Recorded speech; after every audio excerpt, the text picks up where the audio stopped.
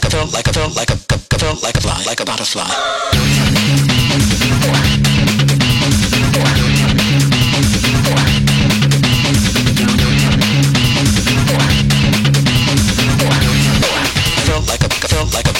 a butterfly.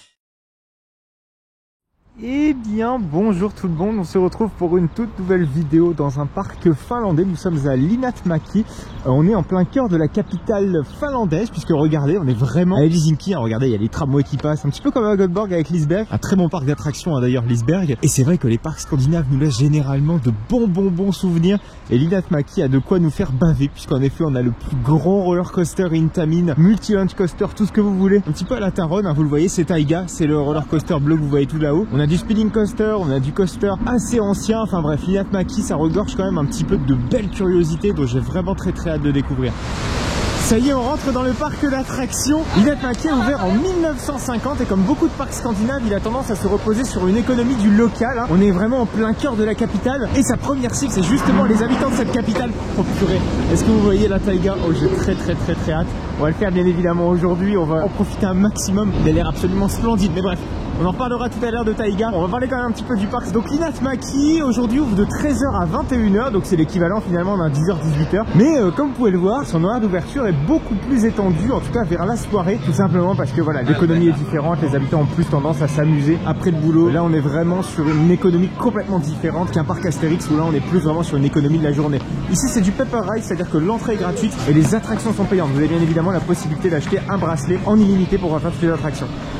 On attaque sans plus attendre par le premier coaster de la journée. Il s'agit donc de Salama. Rien à voir avec la chanson de Dalida bien sûr. On a plus ici à faire un spinning coaster de chez Morarzone. Morarzone on les connaît pour beaucoup de spinning coasters. Mon préféré en tout cas c'est certainement Tarantula, Parque Atracciones de Madrid.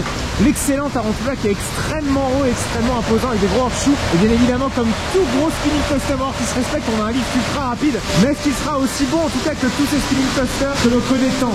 Allez, on est parti pour Salama et Salama. Je deviendrai peut-être le Salama, j'en sais rien, on verra. On va le savoir en ayant ridé donc ce spinning coaster Morarzone. C'est maximisé visiblement en mode un peu viking. Ça rappelle les souvenirs avec Blackpool.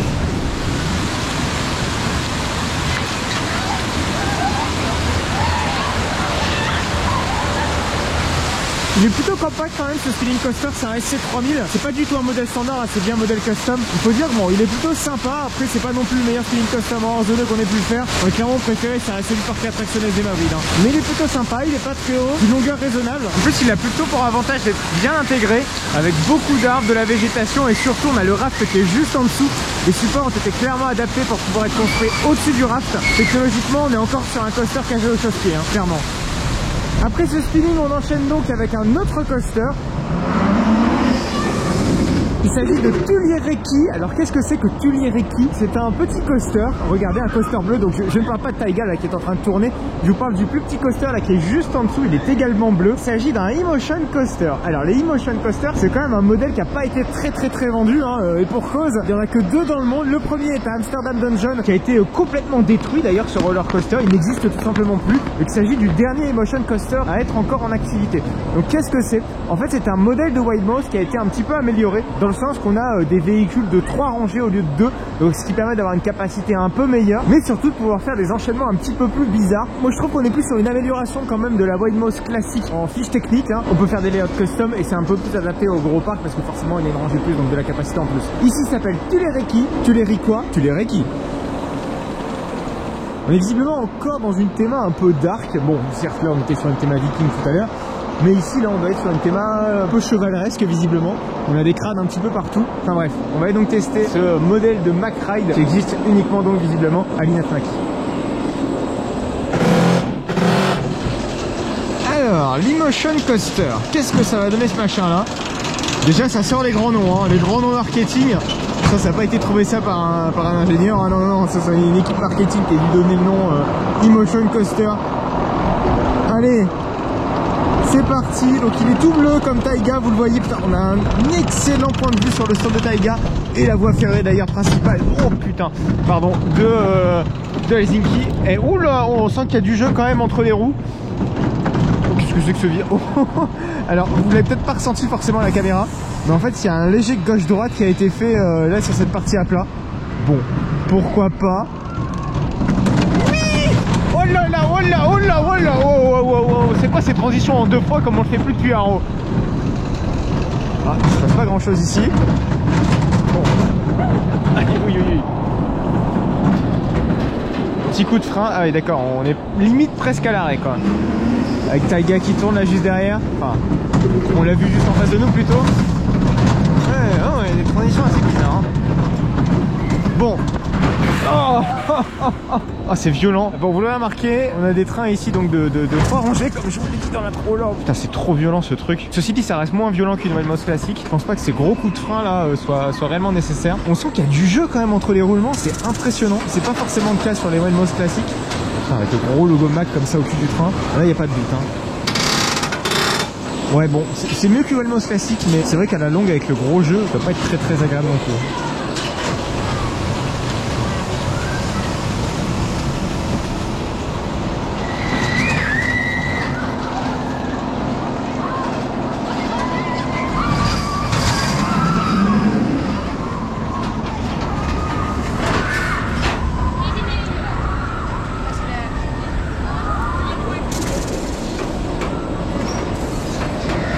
Bon, sincèrement, c'est en le faisant qu'on comprend vite pourquoi ça n'a pas été suffisamment vendu. Bon, déjà, ça doit coûter absolument une fortune. Hein. C'est vrai que Mack est un constructeur qui est plutôt cher. Et en plus de ça, si c'est pour pondre une Wellmost en plus, bon, certes, qui est custom, qui est peut-être certes un peu plus capacitaire, pour des sensations, voilà, globalement médiocres. C'est dommage parce que ce truc-là a été conçu en 2011. Ils ont déjà fait Pegasus à Europa Park. Donc, des costards références, va-t-on dire, en termes de fluidité côté Mack. Et là, faire une Wellmost là, qui est assez tricky, un peu bizarre quand même. C'est assez surprenant de la part du constructeur allemand. Surtout quand on sait l'époque avec laquelle il a été construit. Kingi. Alors Kingi, c'est une freefall Mother Rides. Mother Rides, on les connaît notamment pour avoir fait la freefall de Plopsa Station Antwerpen. Ah, ça fait pas rêver dit comme ça. Il faut savoir que cette freefall est quand même relativement haute. Elle a été construite assez récemment, en 2014. C'est pas forcément très rassurant quand on connaît surtout l'assise des constructeurs italiens comme ça. Mais bon, écoutez, on va éviter de mourir bête, on va les tester. Donc cette freefall thématisée un petit peu viking, on va sans doute avoir une très belle vue sur Helsinki et ses alentours.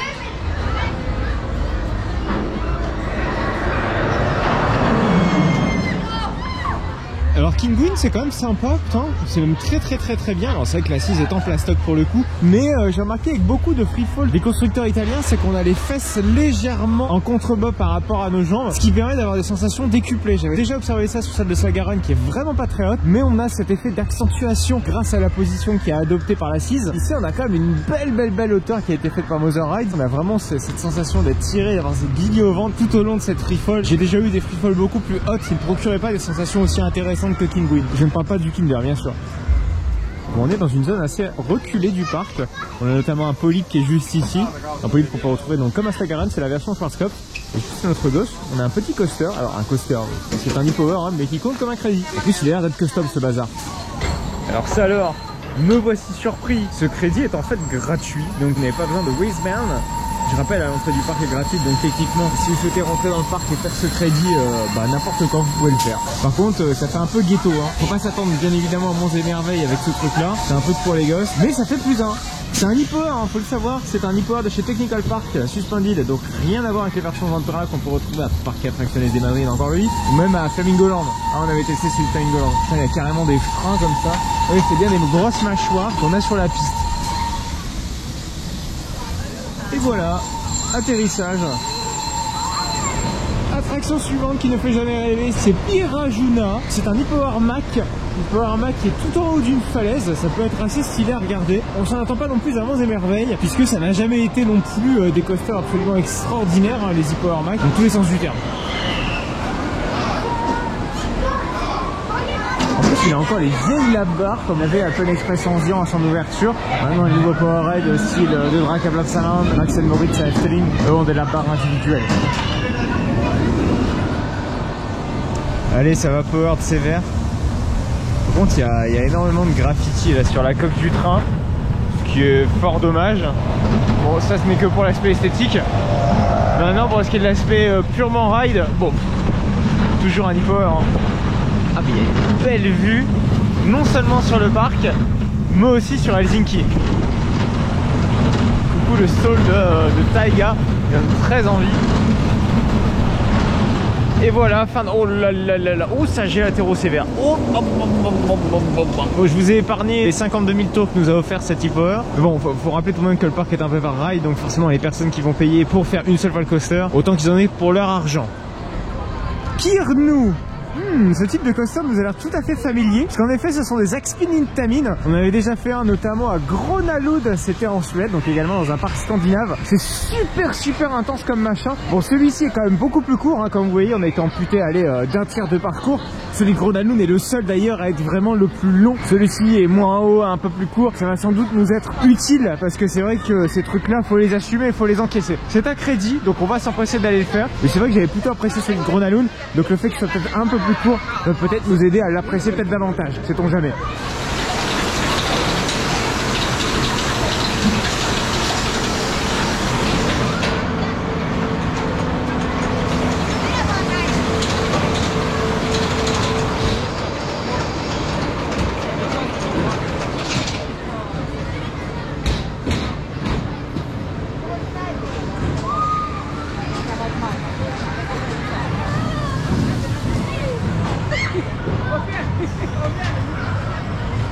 Voilà, bon bah comme pressenti, c'est quand même pas non plus super long, hein, mais c'est suffisamment intense pour ne pas être non plus inintéressant. Faut vraiment avoir les nerfs d'acier pour le coup pour pouvoir rider ce machin, parce que vous faites vraiment secouer dans tous les sens comme un prunier. J'avais déjà fait à Grönalund la vidéo avec une on-ride à l'intérieur, donc encore plus haut, encore plus long. Vous avez mes réactions en direct et pour le coup c'était une sacrée séquence, hein. C'est globalement la même chose, hein, on va pas se le cacher.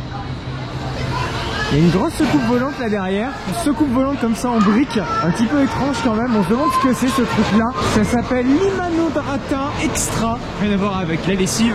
Moi je miserais quand même sur un indoor coaster. Je me suis pas spoilé sur la composante de la bestiole, mais ça m'a tout l'air d'être le cas. Allez, donc c'est parti, on va donc tester l'Imanodrata Extra. Ouh, ça sent le Euro 7 bis ça. Ouh, ça sent le vieux. Un petit peu Space Center à Fantasyland quand ça l'était encore.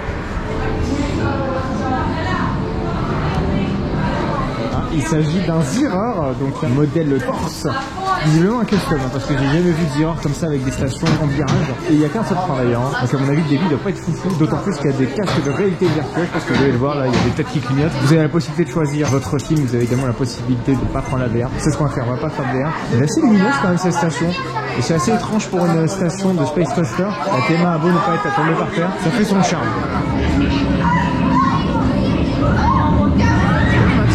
Ce machin. C'était pas la panacée quand même, hein. C'était relativement court, beaucoup de lumière noire, c'est pas si fluide que ça mine de rien. Je me suis renseigné vite fait, ce truc là des années 2000. C'est étonnant pour un Ford Zierer. Bon, tout le coaster se déroule clairement dans cette boîte. Par contre, ce qui est assez surprenant, c'est qu'il y a quand même 2 lifts à ce truc là. C'est vrai que pour un Ford, ce qui plus est à un seul train, c'est très surprenant. Mais le débit doit être vraiment pourri quand il y a vraiment du monde, parce que cette histoire de VR ralentit assez fortement les opérations. Bon, c'est un space coaster quand même relativement oubliable, hein. On est loin de Temple of the Night Hawk qui est plus intéressant limite que ce truc là. Bon, il se met à pleuvoir, je vous propose donc qu'on fasse une passe sur les attractions indoor, c'est tout de même l'occasion. Bon, il y a un énorme château avec des couleurs vachement creepy, du style un petit peu cirque slash fun house. C'est en regardant au travers des vitres qu'on se rend compte que c'est pas forcément une fun house. J'ai plus l'impression que c'est un dark ride. Qu'est-ce que c'est que ce machin? Il y a genre zéro musique.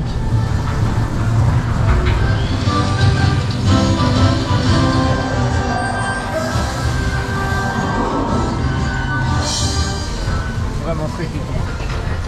Alors sans trop vous spoiler, à côté du Dark Ride des Clowns, vous avez une petite entrée relativement discrète d'un petit château fort. En fait c'est un mission perdue mais vraiment amélioré. C'est une haunted house, mais c'est vraiment très rigolo, les effets se déclenchent au bon moment. Vous avez les lunettes comme dans Mission Perdue qui vous permettent de vous faire dérouter, mais c'est vraiment réussi. Donc testez ce machin là.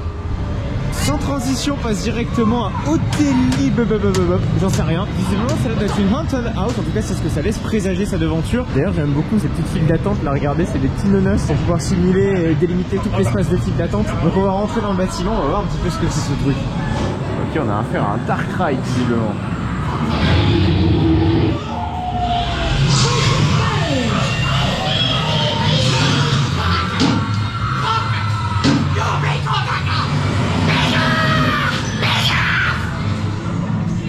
« 90% des animatroniques c'est des sorcières et c'est bien, on joue beaucoup sur le noir complet, c'est à dire que les parties pas thématisées on voit vraiment rien du tout, ça c'est très intéressant. Par contre ça vaut pas quand même le train fantôme de Grönalund qui est l'un de mes préférés très clairement. Oh regardez, il y a des petites sorcières au niveau des fenêtres, ah c'est sympa cette petite storyline.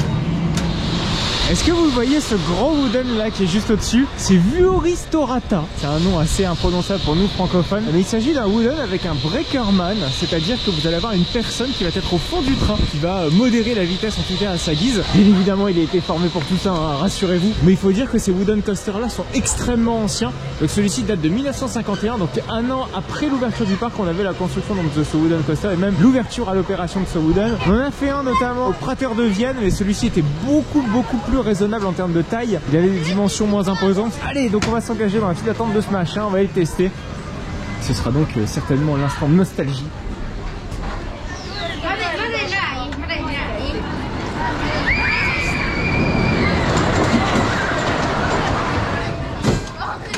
Le train qui commençait à se barrer, avec l'opérateur qui a littéralement arrêté. Regardez l'opératrice. Elle va faire son ride debout.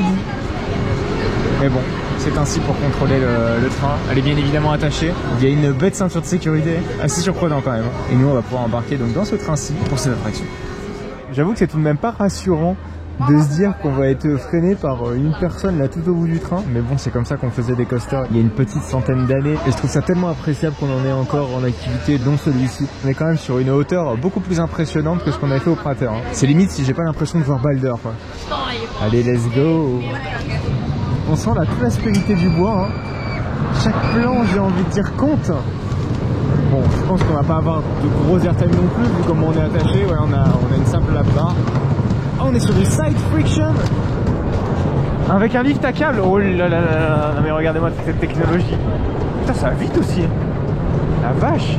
Donc lift à câble, comme Expédition de GeForce au KLM, hein. Comme Goliath aussi à Walibi Holland, au KLM encore plus. Side friction, donc c'est un roller coaster en fait qui a ses roulements sur les côtés. Donc surprenant. Regarde, super vue sur Helsinki et sur le gros Morar zoneux là qui est juste à côté. Plus moderne. Ah, ok. Le block break est signalé par ce feu bicolore. Wow.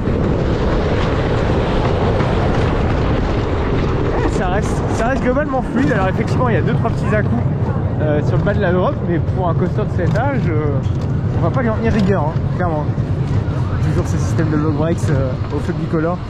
Mais j'ai comme l'impression qu'il n'utilise plus une bosse, 2 trains à la fois sur le circuit. Wow, ça a décollé. On a eu un beau décollage. Ah, c'est surprenant quand même, hein. Et là on arrive sans doute sur une autre bosse, oui, et qui présage certainement le dernier aller-retour du parcours. Wow. Ah mais on décolle bien. Ah, cette bosse, oh my god. Il y a des coasters plus récents qui ne possèdent pas un airtime aussi puissant.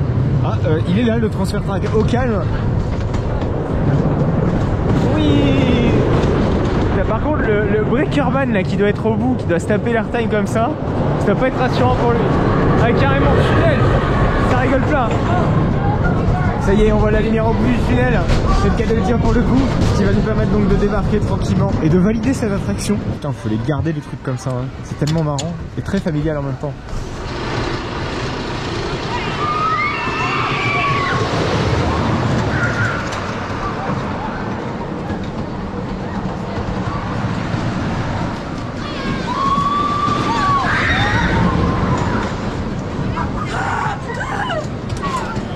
Mais qu'est-ce que c'est marrant ce truc là, à la fois vieux et en même temps iconique. J'adore ces trucs là, hein. Est-ce que vous le voyez, ce gros coaster jaune là-bas qui dépasse du ciel? C'est Yuko. Alors Yuko, c'est un skyloop de chez Morar zoneux. On a notamment fait un à Parque de l'Atracciones de Madrid. Abismo. Alors Abismo, c'est tout de même l'un des rares skyloop Morar à avoir un layout complètement custom. Celui-ci, bah, c'est le layout le plus classique de chez classique qui soit, c'est-à-dire montée, retournement en haut et balancement sur le creux, vous pouvez voir, qui sert également de station. C'est un débit vraiment pas terrible ce truc là, mais encore une fois, ça va pas nous être préjudiciable. Ne serait-ce que c'est quand même notre premier de skyloop ainsi, donc on va voir ce que ça peut donner. Peut-être qu'on aura une bonne surprise.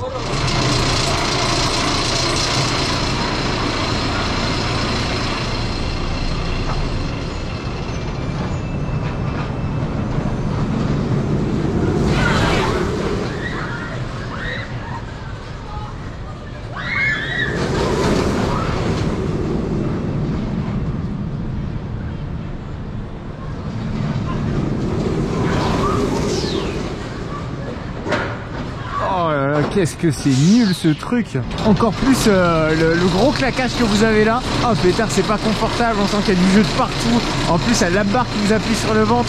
Ah ouais non, c'est tout sauf recommandable ce machin. Ah non, moi j'aime pas du tout. Alors en plus, celui de Parque Atracciones de Madrid est quand même un petit peu mieux, de par le fait qu'il y a un layout derrière. Là c'est tout quoi, c'est vraiment le Skyloop et c'est tout. Et c'est la partie je trouve la plus mauvaise du layout d'Abismo. C'est du nul de bout en bout. Et en plus c'est pas confortable. Swingy, alors qu'est-ce que c'est que ce machin? Bon, pour le coup ce nom est assez évocateur et il est facile à prononcer. C'est donc un Giant Frisbee Intamin. Donc c'est un modèle qui est similaire à celui de l'Iceberg. Vous avez laissé une bonne impression pour le coup ce lock, mais cette fois-ci donc c'est la version de l'Inat Maki qu'on a en face de nous, visiblement thématisée sur la musique, mais qui la musique n'est absolument pas en raccord avec ça, qui est plus épique. Allez, Swingy. Allez, on va embarquer, on va donc tester cette Intamin, je le rappelle, le Giant Frisbee.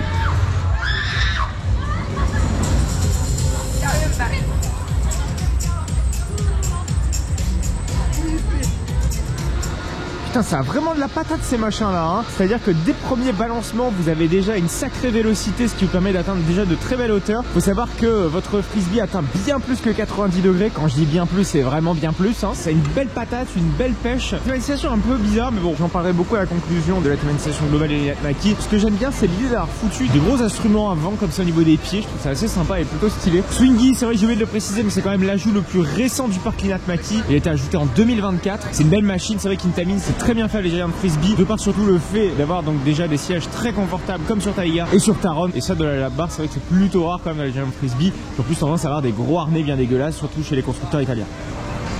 Vous le voyez, il est juste ici, c'est le Multi-Launch Coaster Intamin datant de 2019, un roller coaster assez récent qui est extrêmement réputé. Vous l'avez vu Taiga tout à l'heure, hein, c'est le gros Multi-Launch bleu. Je vous propose qu'on s'engage dans la file d'attente et qu'on aille découvrir donc Taiga et donner mon avis donc sur cette grosse bestiole qui donne bien envie de chez Intamin. Voyez, on descend dans les tréfonds pour aller chercher ce Crazy Intamin. On a hâte. C'est quoi cette file d'attente? Je m'y attendais pas vraiment. En fait, on a déjà une ambiance assez stylée qui nous a été faite par Imascore. Plein de petites planches en bois qui vont nous mener sans doute vers la gare, vers la station. Il n'y a absolument personne, hein. Vous voyez que le parc est très peu rempli. À mon avis, il y a de quoi se faire plaisir.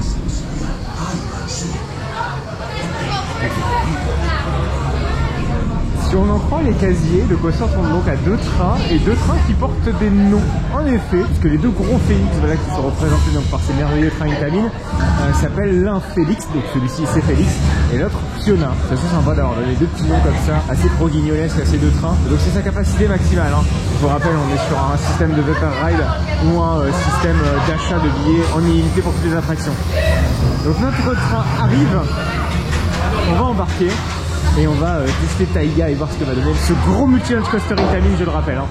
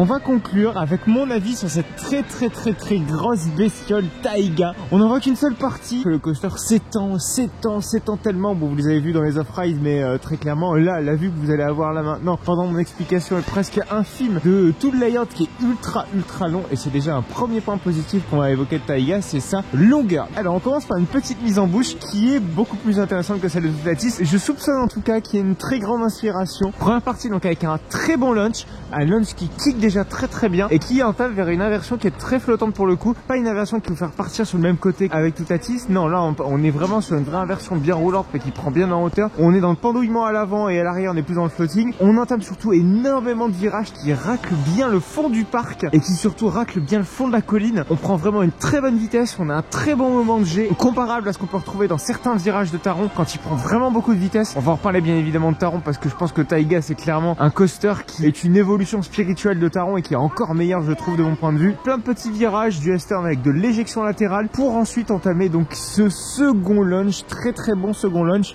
avec ce top hat qui ne procure pas forcément de gros airtime comme dans Gotham City Escape. On est plus dans du floating, on n'est pas dans la frustration d'un top hat à la con à la Toutatis, on est vraiment trimé de A à Z. On enchaîne avec donc un gros zero G-stall, un zero G-stall qui est vraiment bien jouissif.